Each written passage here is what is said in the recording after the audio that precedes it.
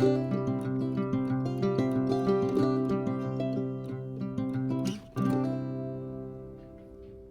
friends, welcome to the Share Report. If you're new here, thank you so much for joining. Be sure to hit that subscribe button. And for those who are returning, thank you so much for being here.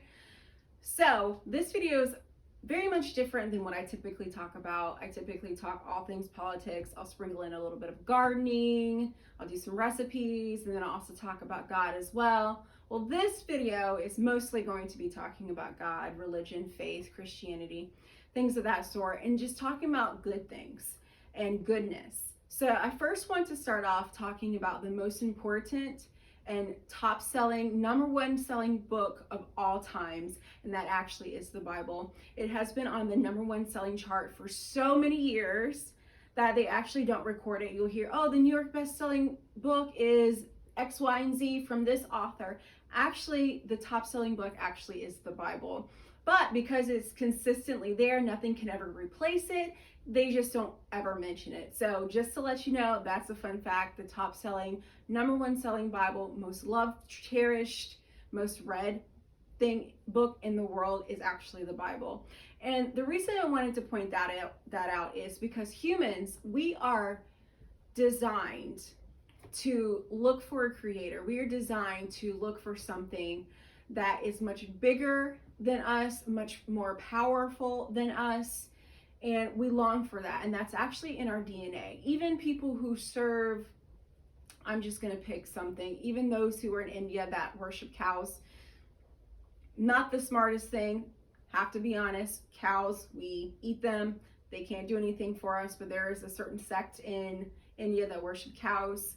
So, and then people that worship idols, things of that sort. So people are always looking for something that's more powerful and something to worship.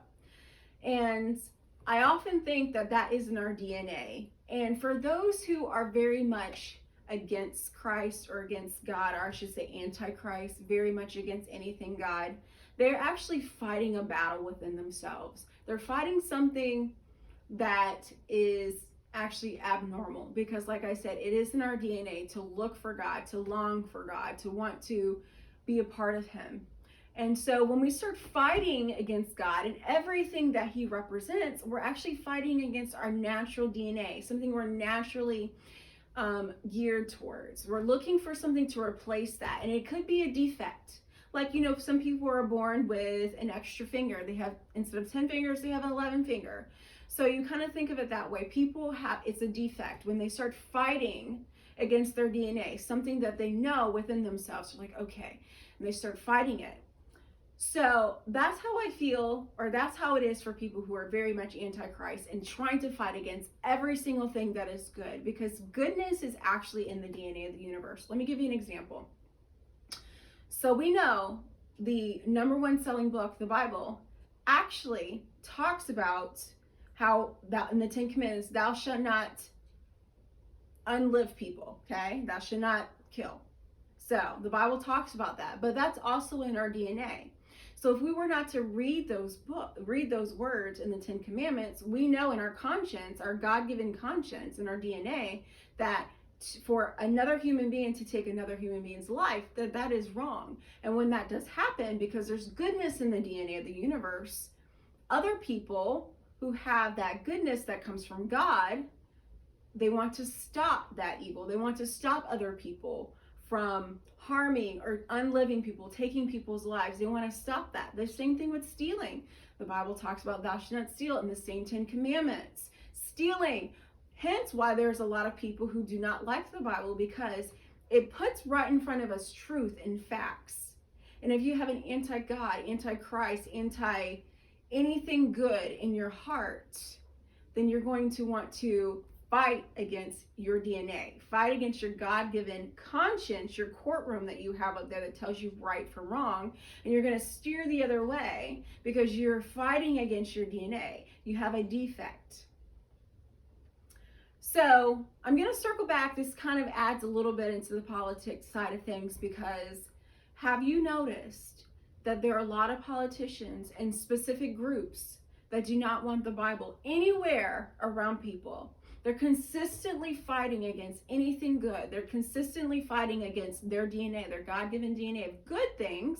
They're fighting against it. They're trying to run away from it and do everything that they can to fight against what's good and what's godly and what's right. That's another reason why they hate Christians and people stand for what's good, what's right. For those who stand for life. God is pro-life. God loves life. He's never been someone who has been for unliving people's lives. He's definitely not for war, and war ends lives. God has never been for that. So that's the reason why there's a lot of people, a lot of politicians, a lot of people that are pro these specific groups. They may not be a politician, but they may be in these certain alphabet groups that are very anti-life. God is not for us mutilating our bodies, taking things off of our bodies, adding things that weren't there before that, changing. The Bible even mentions about traditional unions, male and female, traditional unions. It talks about that. How when people go against their DNA, their God-given conscience, they're actually turning off their courtroom.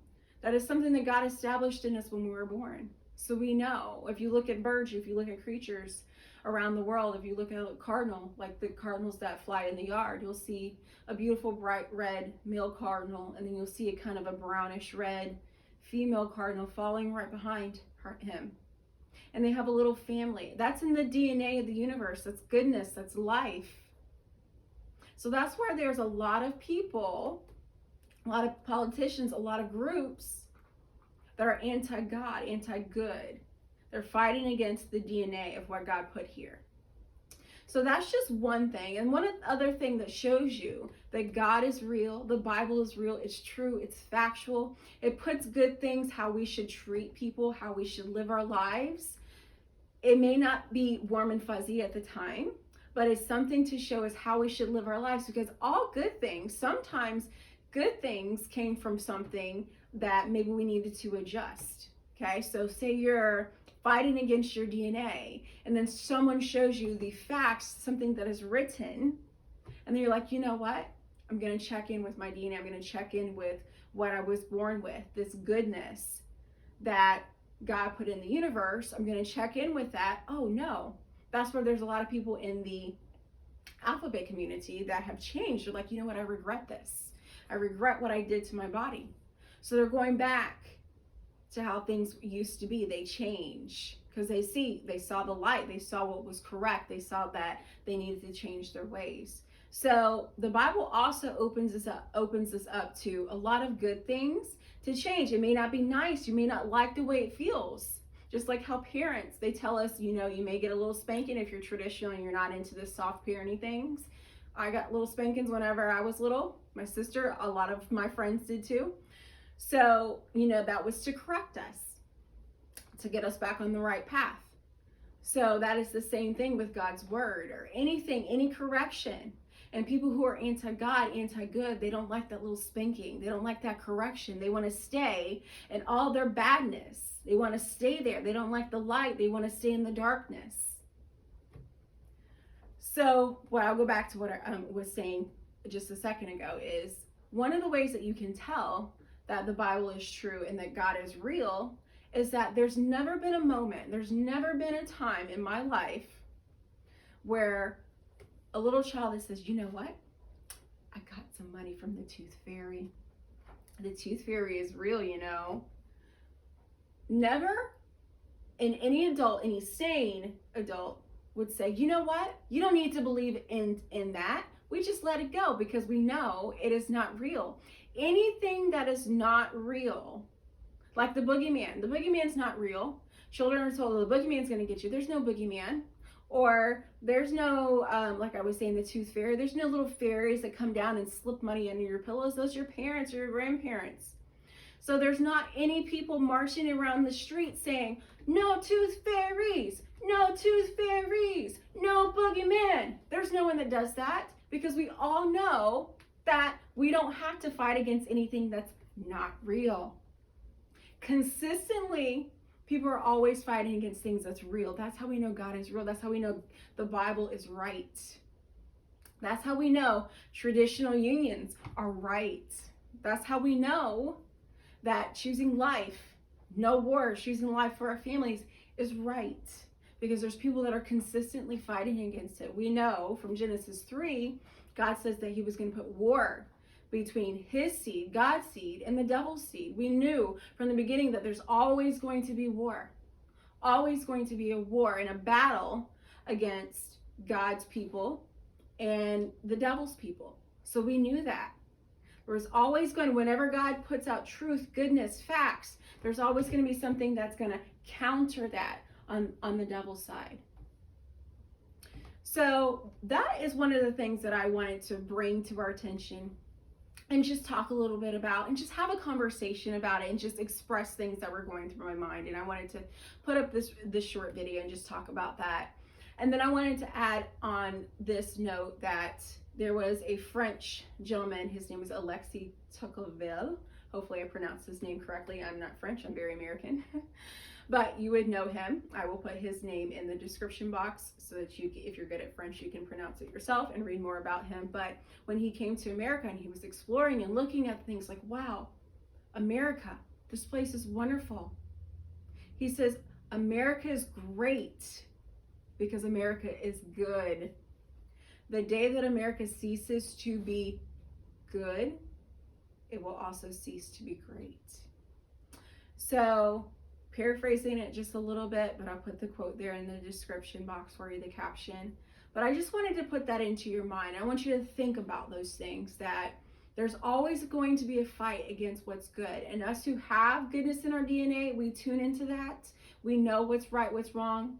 We're not anti-God. We're not anti-Christ. We're actually pro-God, pro what's right, fighting for the things that are right, constantly battling and trying to share with people and open their eyes to see. Keep up the good work. Be strong. Continue helping people, because remember, from the beginning, we knew that there was going to be a battle between God's people and the devil's people. So let me know your thoughts.